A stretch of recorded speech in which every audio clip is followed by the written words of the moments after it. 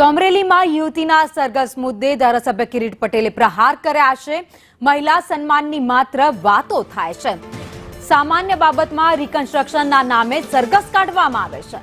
રાતોરાત ધરપકડ કરી અપમાનિત કરવામાં આવે છે તેવા કિરીટ પટેલે આક્ષેપ લગાવ્યા છે।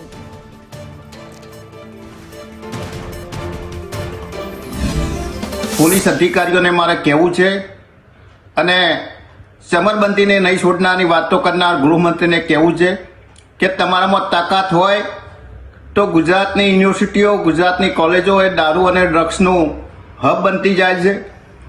ગુજરાતના લાખો કરોડો શિક્ષિત યુવાનો એ દારૂ અને ડ્રગ્સના રવાડે ચડી પોતાના અને પરિવારની જિંદગી બરબાદ કરી રહ્યા છે। આ બાબતની ગુજરાતની નામદાર કોર્ટોએ પણ ગંભીર નોંધ લીધી છે।